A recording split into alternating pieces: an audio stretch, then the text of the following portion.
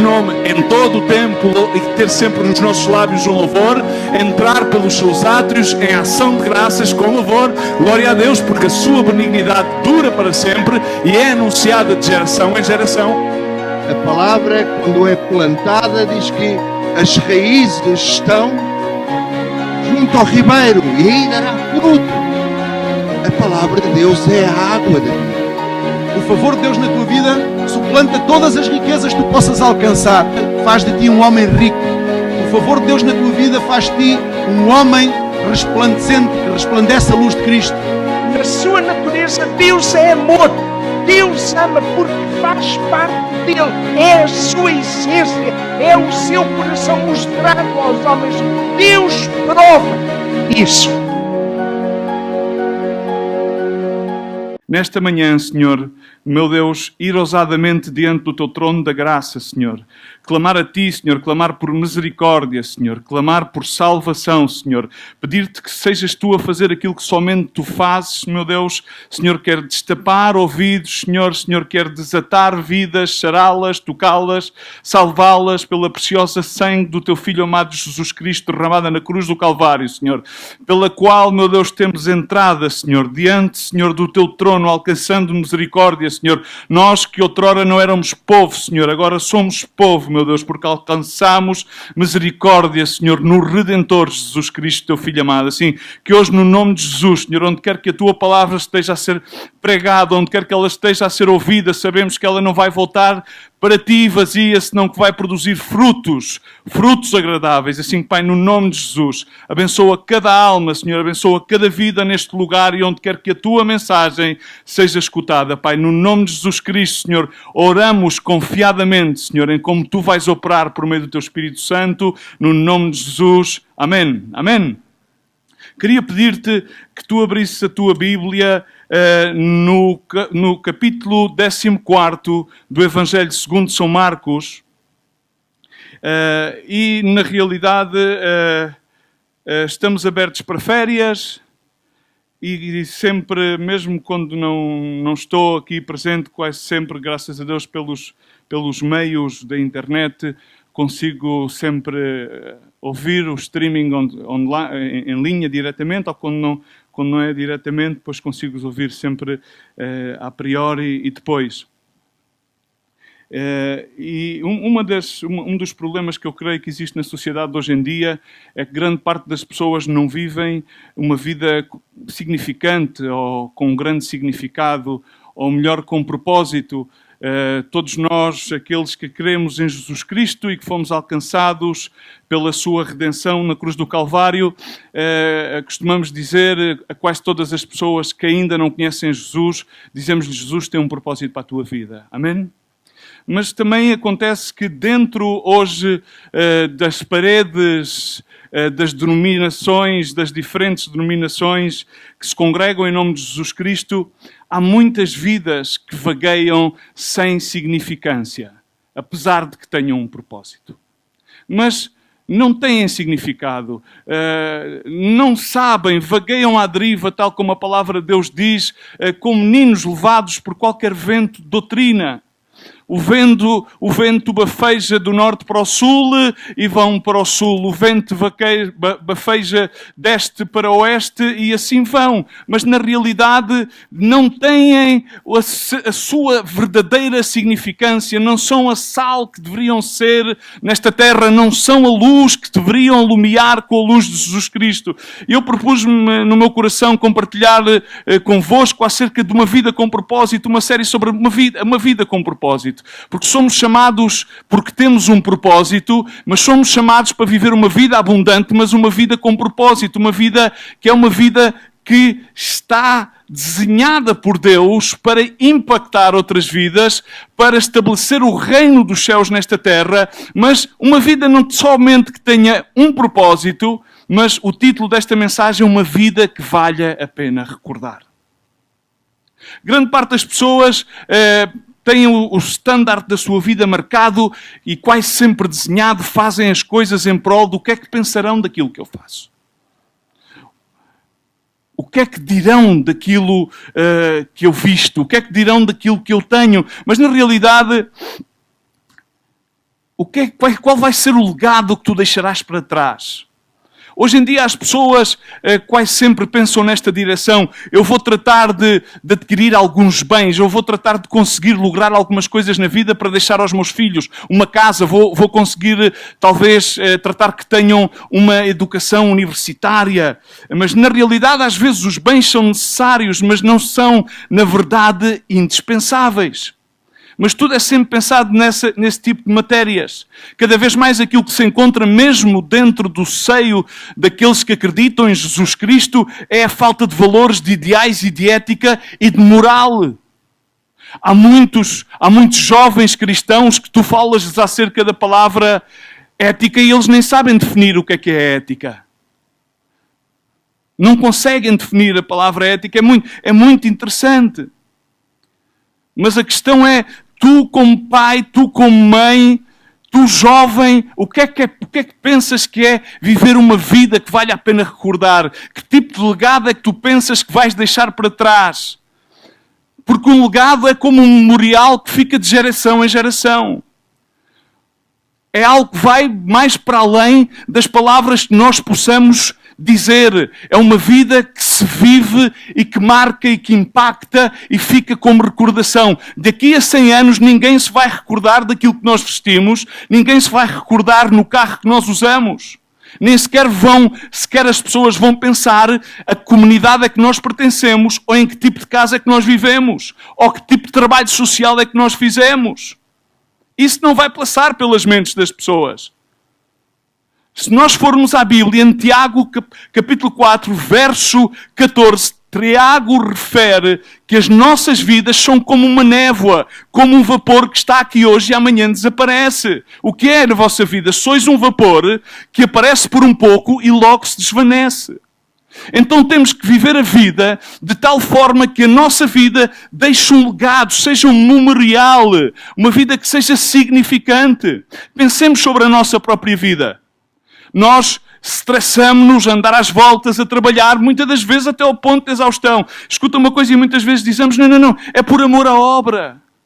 Não, grande parte das vezes é para satisfazer aquilo que nós entendemos que devemos fazer dentro da obra. Estão aqui?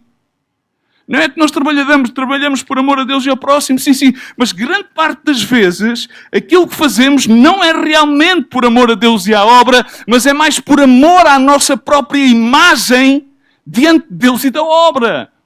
Então não fomos ainda ao sacrifício do altar. Então encontramos-nos a ir acima, a ir além.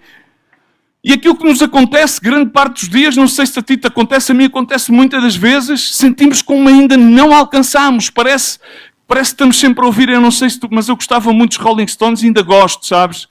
Provavelmente é pecado. Podes-me apedrejar, não há problema.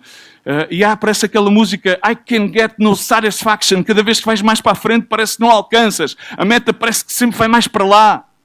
Mais e mais e mais e mais para lá. Porque muitas das vezes estamos fora do foco. Muitas das vezes estamos fora do tempo.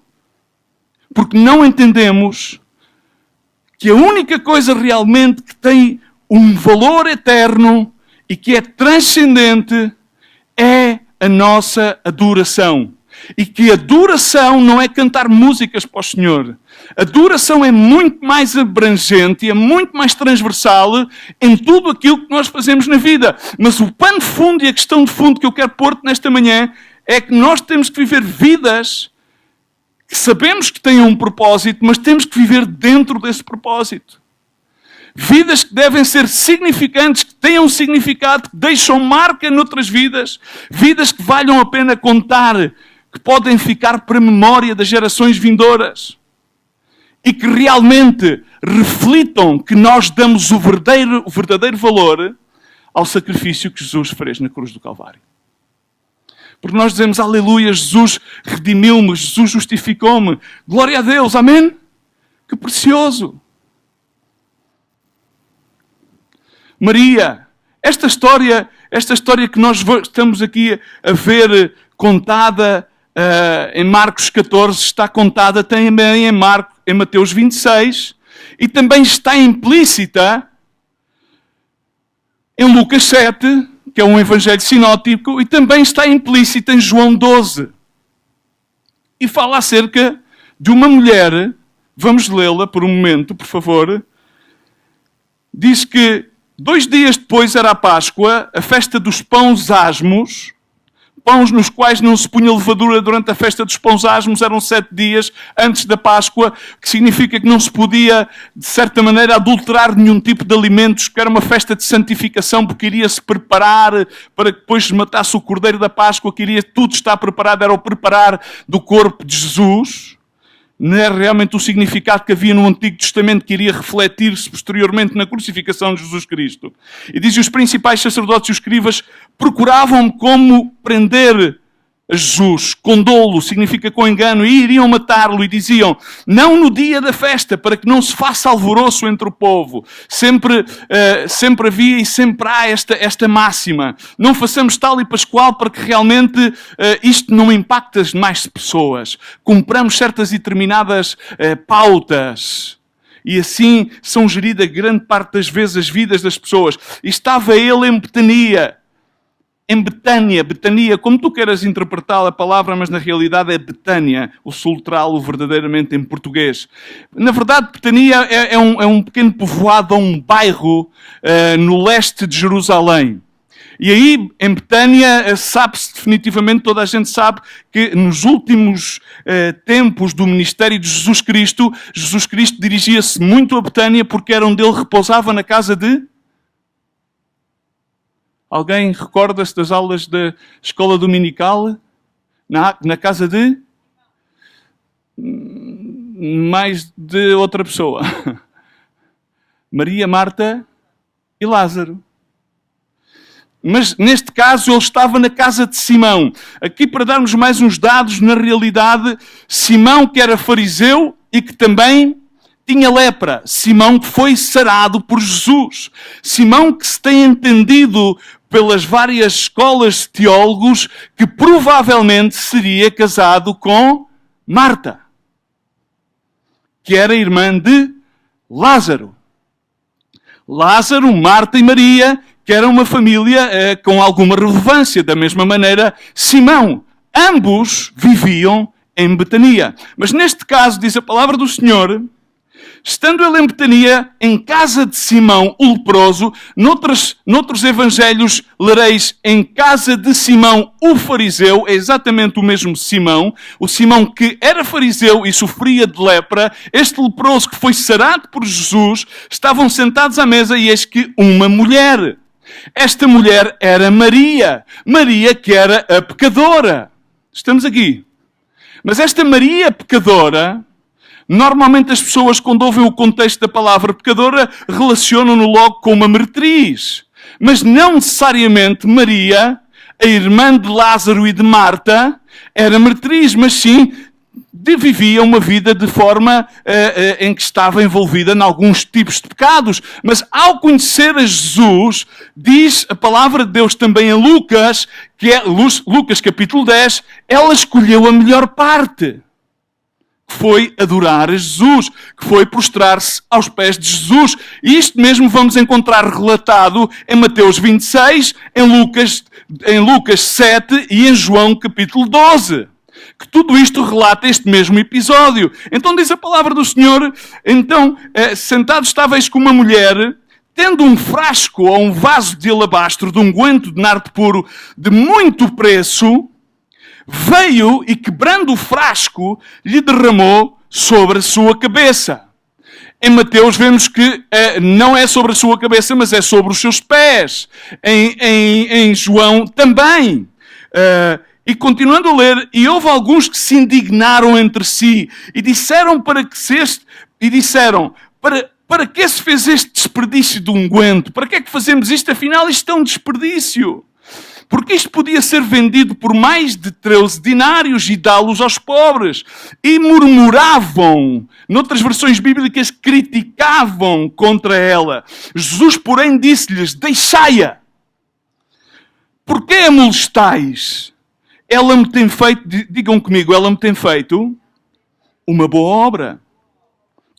No verso 7, diz, porque os pobres, digam comigo, os pobres sempre os terão convosco. Quando quiserem, lhes poderão fazer o bem. Quando os discípulos estavam preocupados em dar de comer àquela multidão, Jesus disse-lhe, dai-lhes vós de comer. Amém? Que bom é que acionemos a nossa fé, porque não só de pão viverá o homem, senão de toda a palavra que provém da boca de Deus. Continuando a ler esta porção da Escritura, mas a mim, diz comigo, mas a mim nem sempre terão. Amém? Jesus estava neste momento com eles fisicamente. E então, continuando a dizer, esta, diz comigo no verso 8, esta fez o que podia. E fazendo o que podia, recorda estas palavras, ela fez uma boa obra. Porque se antecipou a ungir o meu corpo para a sepultura. Em verdade vos digo, em todas as partes do mundo, eu quero que tu sublinhes este verso 9, porque este mesmo verso 9 depois está escrito em Mateus 26, verso 13, diz, em todas as partes do mundo, repete comigo, mas com fé, todos juntos, em todas as partes do mundo, onde for pregado este Evangelho, também o que ela fez será contado para sua memória. Vale a pena recordar o que esta mulher fez. Vale tanto a pena como cada vez que o Evangelho seja falado, apregoado, ficará para a memória o que esta mulher, que um dia era pecadora, Maria, irmã de Marta e de Lázaro, Marta, que era aquela que se preocupava muito em cozinhar, em estar na cozinha, mas Maria, que uma vez era pecadora, quando conheceu a Jesus Cristo, escolheu a melhor parte, e vemos a Maria continuamente aos pés de Jesus, partindo o fasto de alabastro para ungir, tal como diz a Escritura em Hebreus 10, segunda parte do versículo 5, preparando o seu corpo, porque não podeis dar sacrifício, mas um corpo me preparastes. Diz a palavra do Senhor. O seu corpo tinha que estar preparado para ser sacrificado. Amém? De onde quer que o Evangelho for apregoado, o que esta mulher fez será contado para a sua memória. Esta vida é uma vida significante. Aparentemente, era um acto simples. Parece ser um acto assim que não é tão marcante. Significa, não quebrou nenhum recorde olímpico. Estamos nas Olimpíadas, não é? Esta mulher aparentemente não quebrou nenhum recorde olímpico. Ela não será recordada por ser a melhor futebolista do ano. Não ganhou nenhuma bola de ouro. Ok? Ela não será recordada como o Michael Phelps por ter ganhado 23 medalhas olímpicas. Não. Ela será recordada por ter feito algo que ninguém se ousou a fazer. Quebrar um frasco de alabastro cheia de nardo puro. Esse nardo puro era de tão elevado preço que está mencionado continuamente nas 4 versões dos Evangelhos, que nada mais nada mesmo à altura de 2003 diz que seria à volta de $10.000, aquilo que seria de acordo ao câmbio, à volta de 8.000 e tal euros, quase 9.000 euros, aquele unguento que foi derramado sobre a cabeça de Jesus numas versões e noutras versões é contado por ser derramado sobre os pés de Jesus e noutras versões Maria lava os pés de Jesus com as lágrimas pelo qual ela soluçava. Amém? E isto é nada mais, nada menos que um sintoma de devoção, de oração, de louvor. E isto ficou para legado, para as memórias. A pergunta é, qual é que é o legado que tu vais deixar? O que é que tu vais ensinar os teus filhos a fazer? O que é que tu vais ensinar as gerações vindouras a fazer? Era o tempo da última ceia, procuravam-no matar, iriam negá-lo. Em João 7 vemos que exatamente o que estes discípulos se indignaram a fazer, e aquele que faz a afronta é Judas. E na realidade Jesus responde a Judas. Eles estavam todos sentados a comer e todos nos sentamos muitas vezes a comer uns com os outros. E estavam na casa de Simão, o fariseu, o leproso. E este homem tinha sido sarado por Jesus.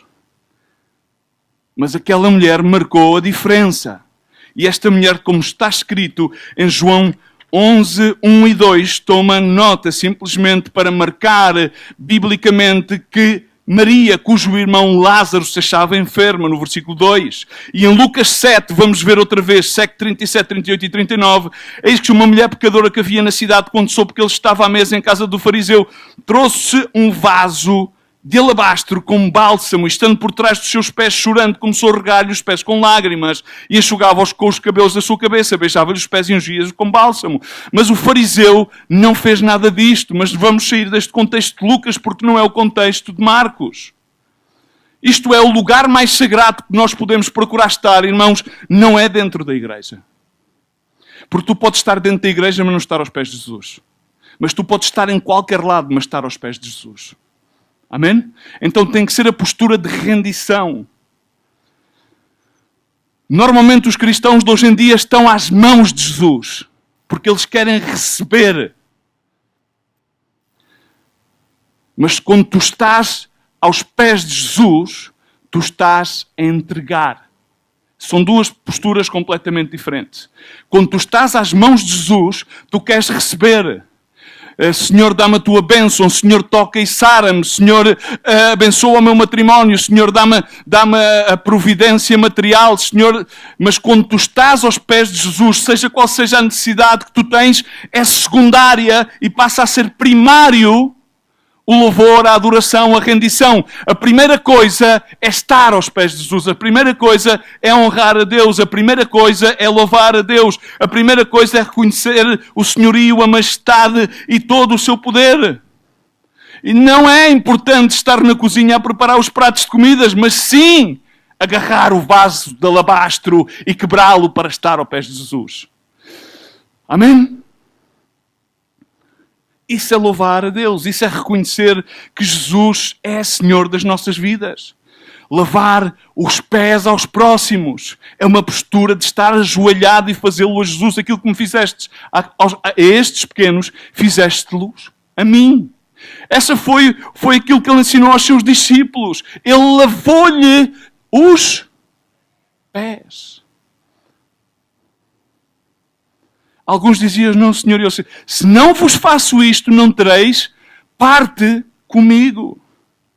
Mas neste pequeno excerto de Escritura, passamos muitas das vezes indelevelmente, há 4 ensinamentos para que tu e eu possamos realmente pensar, meditar e dedicar-nos a viver uma vida que tenha um propósito, mas possamos viver o propósito e possamos vivê-lo de tal maneira que seja significante para que possa a nossa vida valer a pena e ser recordada. Mas para isso é muito importante entender a importância do Evangelho, porque Jesus compara o Evangelho com a ação desta mulher. E o Evangelho é nada menos, nada mais que uma questão de vida ou de morte, de céu ou inferno. E de onde quer que este Evangelho seja ensinado, pregado, eu quero que seja contado o que esta mulher fez para a sua memória. E o que é que ela fez? A pergunta põe-se, o que é que esta mulher fez de tão extraordinário? Primeiro ponto, no verso 8, ela fez o que podia. Estamos? Irmãos, acompanham-me? Ela fez o que podia. Amém? Ela fez aquilo que podia. E o que eu quero falar sobre estes pontos muito rapidamente, a ver se termina em tempo, é que as pessoas muitas das vezes querem fazer coisas extraordinárias.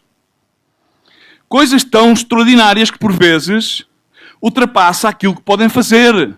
E aquilo que acontece é que muitas vezes caem em sentimentos de fracasso. Porque muitas das vezes o extraordinário que tu queres fazer não foi Deus que te enviou a fazê-lo. Amém? Mas ela fez aquilo que podia. E o que eu quero que entendas é que Deus nunca te pede que faças aquilo que tu não podes fazer. Amém? Deus nunca te pede fazer alguma coisa que tu nunca vais poder fazer. Deus coloca em ti o querer e o fazer e a capacidade para fazer coisas que tu jamais imaginaste poder fazer. Mas podes o fazer porque é Deus a operar em ti e por meio de ti para a sua honra e para a sua glória. E quando tu te atreves a dar o passo de fé e a sair da tua zona de conforto para a zona da ação da fé em Deus, então Deus começa a operar em ti e por meio de ti. E ao fazer aquilo que ela podia, ela rompeu o frasco de alabastro cheio de unguento de nardo puro, de elevado preço, diz a palavra de Deus, que era algo extraordinário e foi criticado. Significa, ela fez o que pôde. E quando tu fazes o que podes, isso significa que há uma motivação pura. Há uma motivação que é uma motivação de adoração, de louvor, de serviço, de honra a Jesus. E então acontece aquilo que anteriormente Jesus disse, respondendo à indignação dos seus discípulos, de alguns dos seus discípulos. Ela me tem feito uma boa obra. Quando tu fazes aquilo que podes, fazes a Deus uma boa obra. Amém? Quando tu fazes aquilo que podes, fazes a Deus uma boa obra. Ela fez aquilo que pôde. Deus pede que faças aquilo que Ele já colocou em ti para que o faças. Tu não podes fazer tudo, mas podes fazer algumas coisas. E aquelas pessoas que têm o síndrome do faz tudo, terminam por não fazer nada. Então terminam nem sequer por fazer aquilo que podem fazer. Porque querem fazer tudo. Então faz somente aquilo que podes fazer para que faças aquilo que Deus quer que tu faças e seja assim uma boa obra. Muitas das vezes as pessoas pensam que não podem fazer, e então não utilizam várias desculpas. É que eu não posso, tenho limitações, isso de ir ao campo missionário, mas depois não há seguranças, mas depois o que é que será, se não há isto, se não há o outro. Muitas limitações as pessoas põem. Simplesmente por uma única questão. Não estão dispostas a sair da sua zona de conforto. Não estão dispostas a sair do barco mediante a palavra de Jesus para poder caminhar sobre as águas. Mas dizem, não, eu acredito em Jesus, eu vivo pela fé. Mas viver pela fé significa que tu acionas a fé mediante a palavra de Deus. E vamos continuar a ver nesta história como é que esta coisa funciona. Os outros diziam, vamos, vendendo este perfume alimentamos aos pobres. E eles diziam, não, os pobres sempre os tereis entre vós.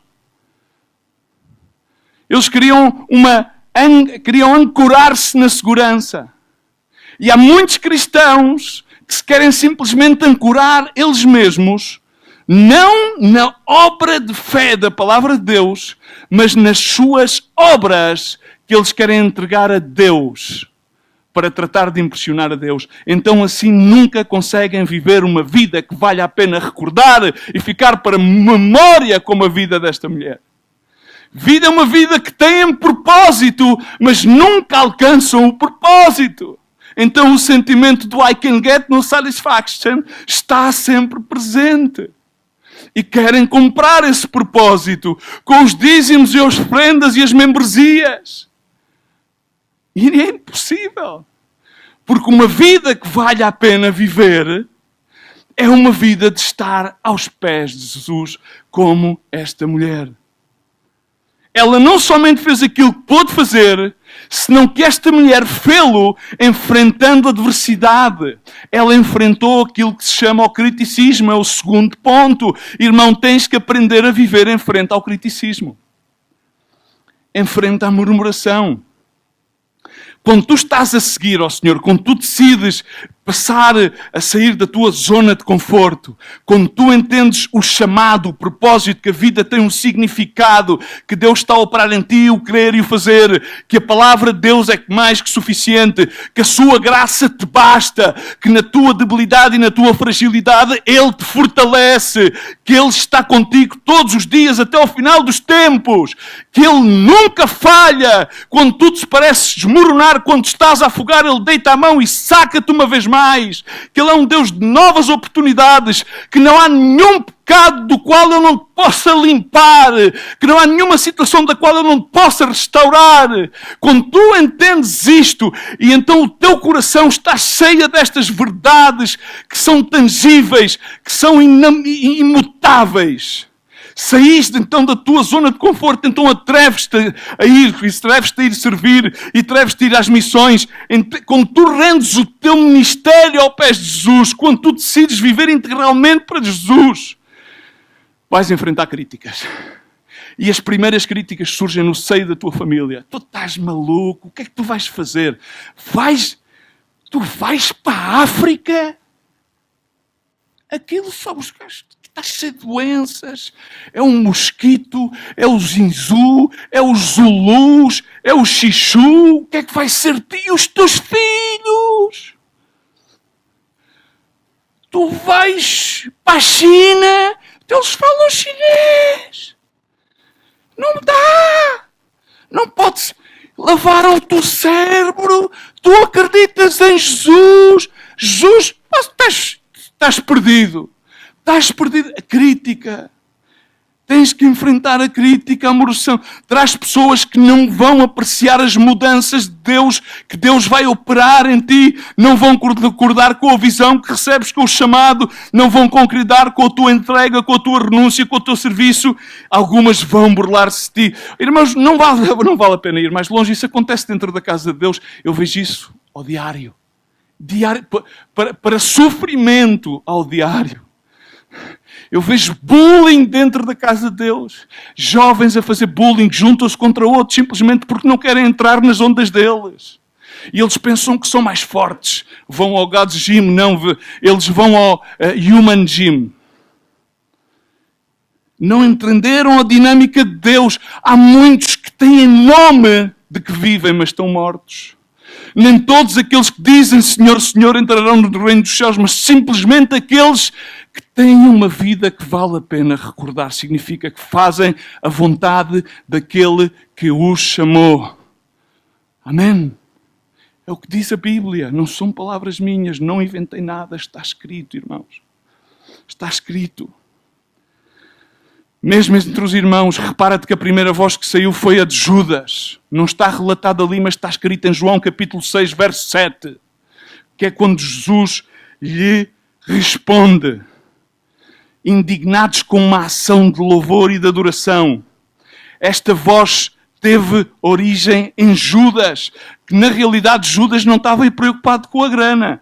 Para fazer bem aos pobres. Ele estava preocupado com a grana que era para meter nos bolsos dele. E Jesus, no verso 7 de João 12, diz-lhe assim: respondeu, pois, Jesus a Judas: deixa para o dia da minha preparação, para a sepultura o guardou, confirmando a escritura de Hebreus 10, versículo 5.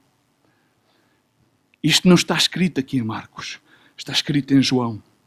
A única maneira para que tu possas viver uma vida que será sempre de impacto, terá significância, viveres o propósito para o qual foi chamado e deixes um legado que fique para a tua memória, na qual Jesus será glorificado, não é o teu nome, é o nome de Jesus, é não permitir que essas vozes influam em ti e detenham o teu caminhar, o teu peregrinar com Jesus. E vai sempre haver dois testes que vamos passar no que diz respeito à crítica e à murmuração. O primeiro é o de louvor. Ai, que bom que é este irmão e esta irmã. Vamos levantar-lhe um pedestal. Ai, que bem que fazes. Ah, que bem que serves. Ah, tu és um tipo tão porreiro. Tu és uma irmã tão porreira. Fazes coisas tão nice. É um teste tremendo, porque isso pode logo ao fazer, sim, aumentar o teu alter ego e parece o bonequinho da Michelin. E então já não é Jesus em ti. És tu que já passas a ocupar o lugar de Deus no lugar. Tens que entregá-lo a Jesus. Quando te honram, a glória e a honra é por Jesus. Não é de boca, mas sim de coração. E o segundo é o da crítica. Quando te criticam, criticam-te. Tens que entregar ambas as provas a Jesus. Ambos as situações tens que entregá-las a Jesus e seguir a fazer aquilo que o Senhor te chamou para fazer.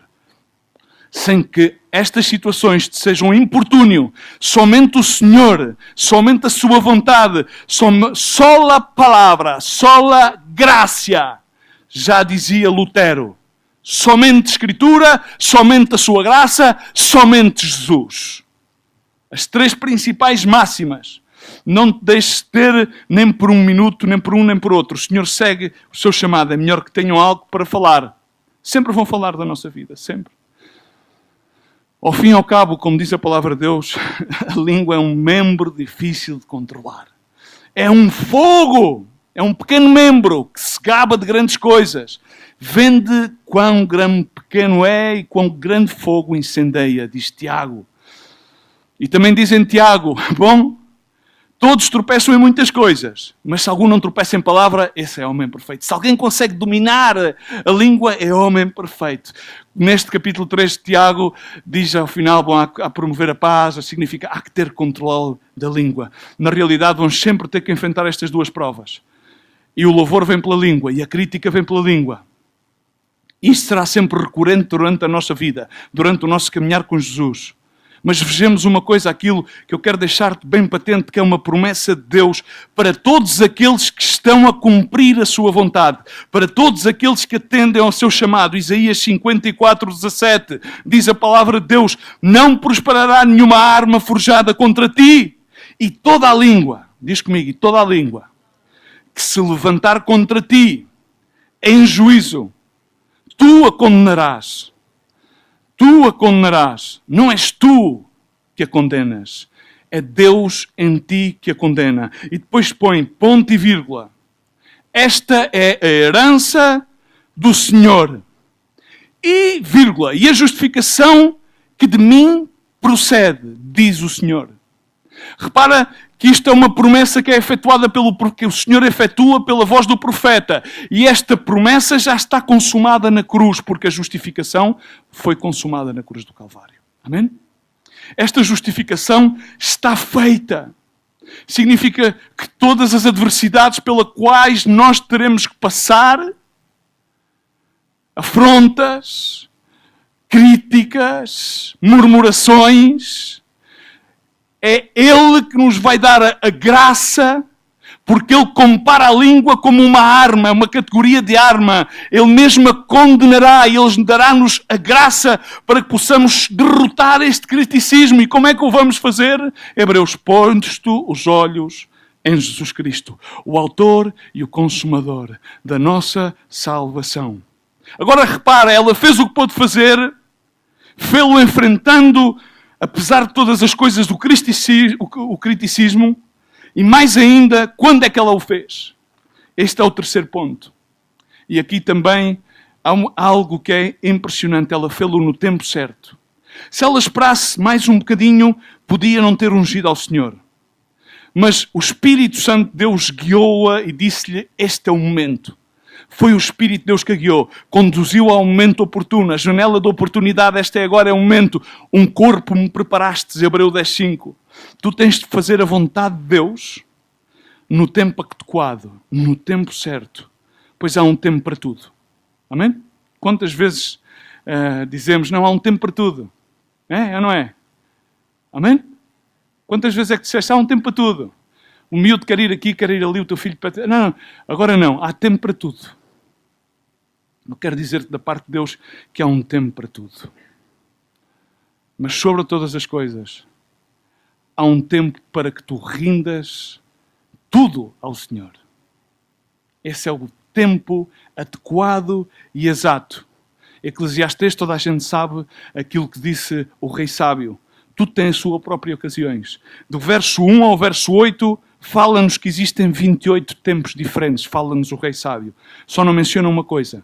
Tempo de desistir. Se ainda não conseguistes render tudo ao Senhor, eu não vou desistir. Que eu creio que hoje é tempo para que possas render tudo. É tempo de Deus.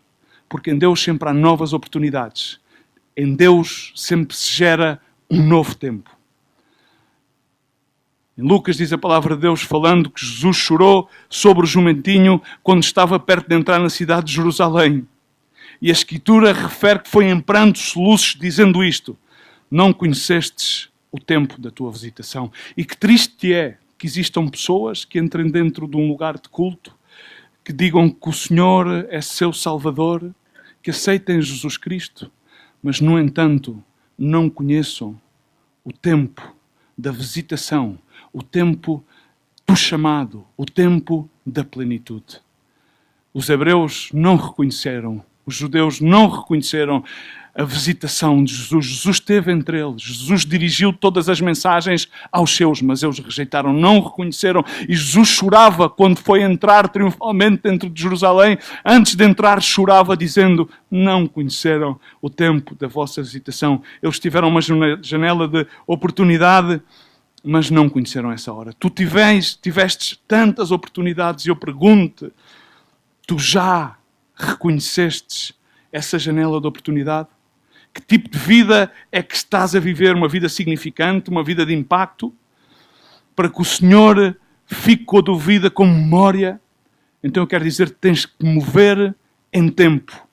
No tempo de Deus. Nos tempos adequados de Deus para a tua vida. No tempo do chamado de Deus. No tempo em que Deus dá a palavra. Tens de mover. Tens de te livrar do tal síndrome que todos temos. Não. Algum dia farei. Noutro tempo. Algum dia Deus me dará outra vez o chamado, a palavra. Uma próxima vez. Em suma, noutro tempo. Eu creio que grande parte dos irmãos muitas vezes dizem: não, Deus deu uma palavra, mas noutro tempo me voltará a dar. A oportunidade que Deus deu uma vez, essa mesma oportunidade não te voltará a dar. Não te voltará a dar. Porque Ele dá essa oportunidade uma vez, dará-te outras oportunidades, mas aquela já a perdestes. Tens de livrar-te desse síndrome de algum dia farei. Não é nesse tempo que tu vais poder marcar uma significância. Somente funciona no tempo certo. O tempo certo de Deus, naturalmente, é sempre no momento menos favorável, de acordo aos olhos humanos. Isto é algo que funciona sempre assim. As pessoas querem ter seguranças. E Deus envia a sua palavra. E Deus chama no momento que é menos favorável. Estamos aqui? Eu convido-te a leres bem os 4 relatos da história. Eu quero que entendas uma coisa. Naquele tempo, aquela era uma mulher. Eles estavam a comer. Estavam a jantar. Estavam na ceia. E ela interrompeu a ceia. Ela não esperou. Rompeu todo o protocolo. Foi num tempo, diz a palavra de Deus, ela antecipou-se.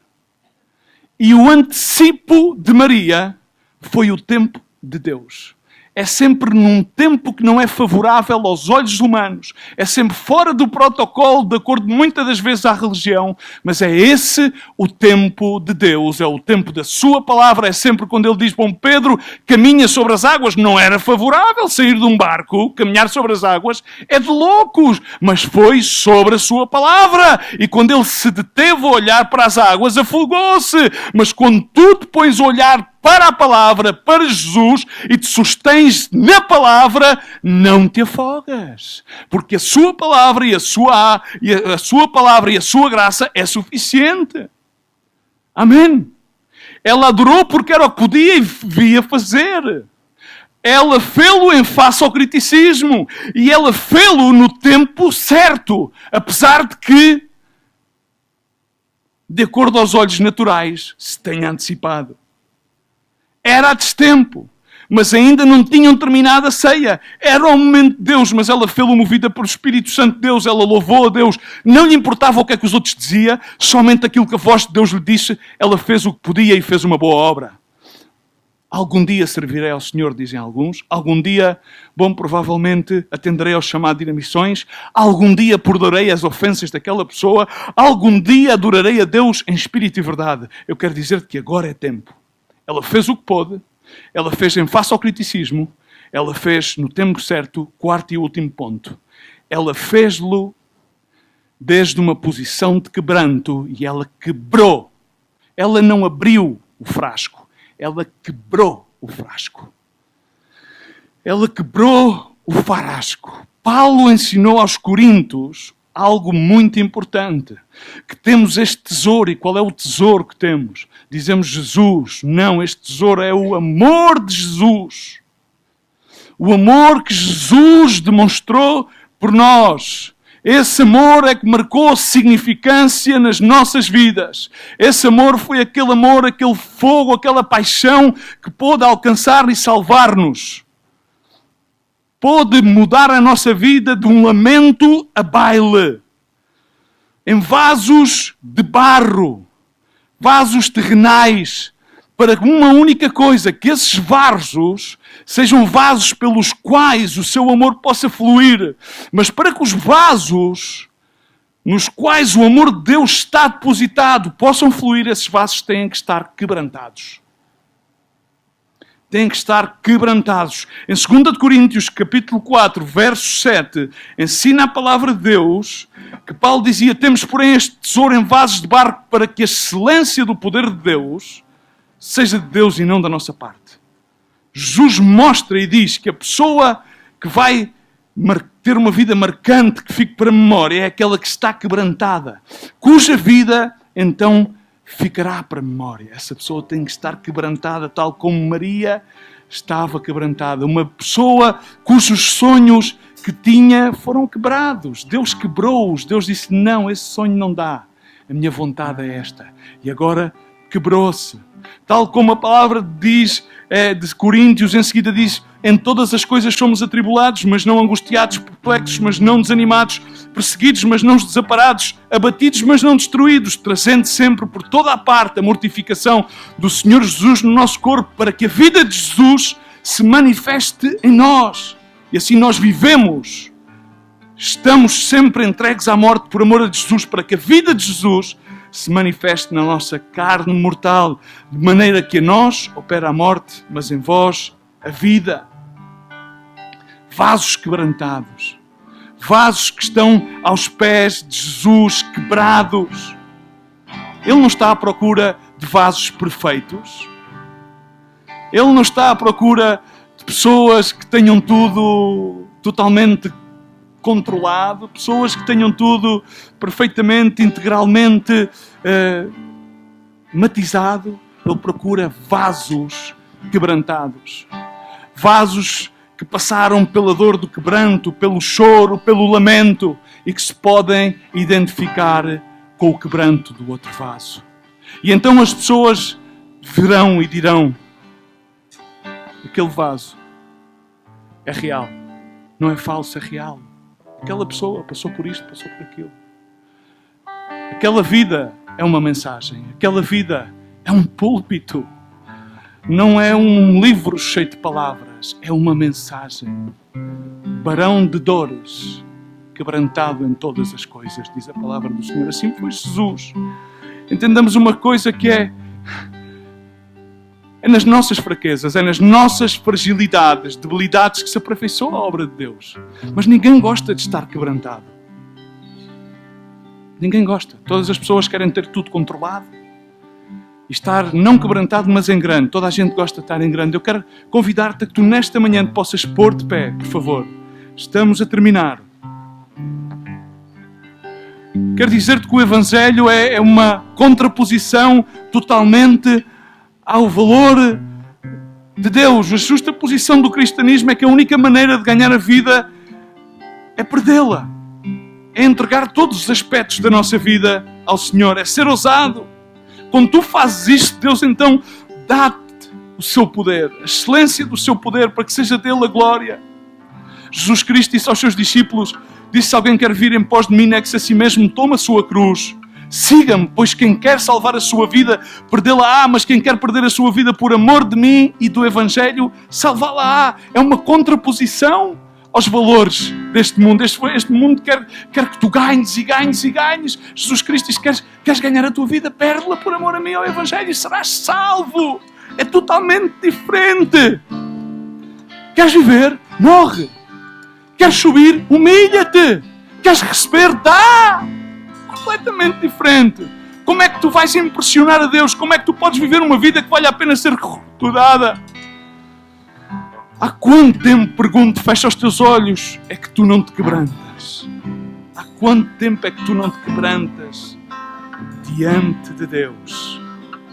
Quando ela caiu aos pés de Jesus, em todos os 4 evangelhos, ela soluçava, ela chorava, quebrantada diante de Deus. Isso foi aquilo que impressionou Jesus. Jesus disse: é impressionante o quebranto que há neste coração.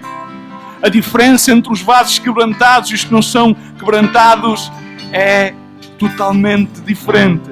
Um vaso quebrantado faz com que flua todo o seu amor. Não tem medo em esconder as suas fragilidades nem as suas fraquezas, porque entende a Escritura de Paulo: enquanto sou débil, então nessas debilidades Deus, Jesus, faz-me forte. Não tenho de esconder aquilo que sou, porque Deus em mim opera ao querer e o fazer. Na minha fragilidade, na minha fraqueza, Deus faz-me forte.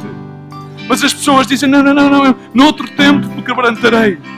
Noutro tempo me quebrantarei. Eu hoje quero dizer-te que o Senhor está a chamar pessoas que estejam dispostas a quebrantar-se. Pessoas que estejam dispostas a responder ao seu chamado no tempo de Deus. Pessoas que estejam dispostas a atender, a fazer aquilo que podem fazer, porque Deus colocou no seu interior o chamado. Deus colocou no seu interior o poder fazer aquilo que Ele chamou para fazer, a fazê-lo a tempo, no tempo de Deus, a mover-se no tempo de Deus, porque é no tempo de Deus que se manifesta a sua graça. Pessoas que estejam dispostas a enfrentar o criticismo ao fazer a vontade de Deus, dispostas a quebrar o frasco de alabastro do seu coração e dentro do seu coração realmente a render toda a sua vontade ao Senhor e a dizer: Senhor, não seja feita a minha vontade, senão que seja feita a tua vontade. Senhor, eu quero caminhar não naquilo que eu entendo da tua palavra, mas eu quero caminhar na tua palavra. Basta-me a tua graça. Não vou dizer que noutro tempo aceitarei a tua palavra, não vou dizer não porei, não será noutro tempo, não. Hoje é tempo, agora é tempo de cair da cavalgadura que vai caminho a Damasco, é tempo de descer da árvore, baixar e clamar a Jesus: mostra-me a tua palavra, porque eu quero ouvir de Jesus. De onde quer que seja pregado o Evangelho, também aquilo que eu hoje estou a fazer será contado para a minha memória. Eu hoje quero convidar-te, se tu estás disposto a aceitar esse chamado hoje, aí onde está, levanta os teus braços aos céus e diz: Senhor Jesus, nesta manhã, Senhor, eu quero louvar o teu nome, Senhor. Eu quero render tudo a ti, Senhor. Tudo, render a minha vida, o meu ser, a minha vontade, Senhor. Senhor, eu quero aceitar a tua palavra, Senhor. Eu quero aceitar a tua comissão, o teu desafio, Senhor. Quero que seja feita a tua vontade e não a minha, Senhor Jesus. Eu quero louvar, Senhor, o teu nome, Senhor. Mas eu quero louvar-te, Senhor, de uma posição de quebranto, Pai. No nome de Jesus Cristo. Eu quero ser esse vaso quebrantado, no qual, meu Deus, pode fluir, Senhor, adoração em espírito e em verdade, Senhor. Eu quero levar uma vida, Senhor, que vale a pena ser recordada, Senhor.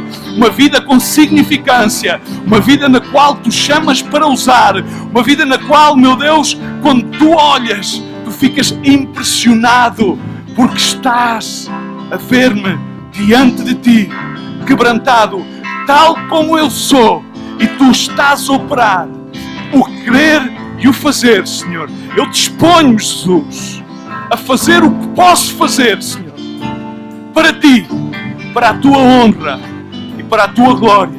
Eu disponho-me, Senhor, a enfrentar o criticismo, Senhor, de dentro e de fora, Senhor.